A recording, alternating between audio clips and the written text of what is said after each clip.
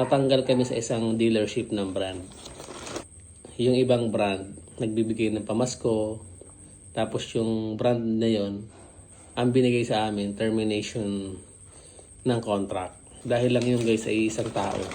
What's up team kabiguan guys na? Meron lang ako kwento sa inyo guys na nangyari sa amin parang 2 weeks or 3 weeks ago. Meron kasi kaming business guys. Hindi ko nila sabihin kung ano. Pero more than 5 years na kami sa negosyong ito. And recently lang guys, natanggal kami sa isang dealership ng brand.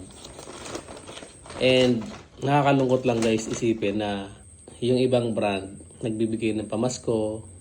Tapos yung brand na yon, ang binigay sa amin, termination ng contract. Multi-brand po kasi yung aming ninegosyo. Iba-iba siyang brand ng product. Pero yung isang brand po doon, tinerminate yung contract namin. Lately lang nitong December. So, napakagandang pamasko, di ba? Dahil lang yung guys ay isang tao na makasarili. Habang kami guys, ginagawa namin lahat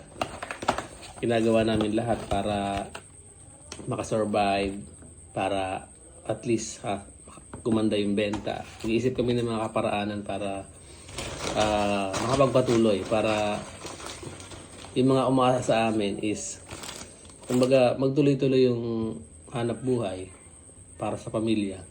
Pero tong tao na to guys, walang ibang ginawa kundi i-monitor yung page sa live. Wala siyang ibang ginawa kundi apakan kami. Nakakalungkot lang na minsan kung sino pa yung mga nakakataas na, angat na. Talagang, ewan ko ba? Ba't sila ganun? Walang kutsara. Ba't wala tong kutsara? O yeah. Wala kang kutsara. Buti nasa bahay ako.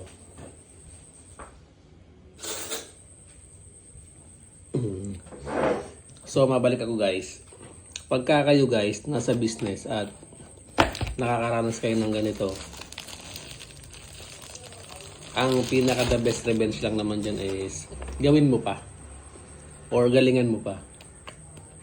Kasi pagka nagmukmo ka, nagpadala ka sa mga paninira niya or yung ginagawa niyang pang lalaglag sa'yo or yung pang down sa'yo ng tao na ganyan, wala mangyayari. Lalo ka malulugmok, talo ka. Ang payo ko sa inyo, pag ganyan ang nararanasan nyo, tuloy-tuloy mo lang. Mas galingan mo pa. Kasi at the end of the day, hindi naman talaga siya kalaban mo yung sarili mo. Kasi yung mga ganyang klase ng tao or mga pagsubok, talagang ibibigay sa negosyo. So kami, syempre nung una nasaktan kami dahil, yun nga, sabi ko nga, yung ibang brand nagbibigay ng mga pamasko or gift. Tapos yung brand na yun, termination of contract. Ang pinaka-point ko lang dito is huwag kayong titigil. Huwag kayong susuko. Dahil lang sa mga ganong pagsubok. There are a lot more out there. So kung ayaw sa inyo, huwag niyong pilitin. Marami pang opportunity. Yun lang, na-share ko lang.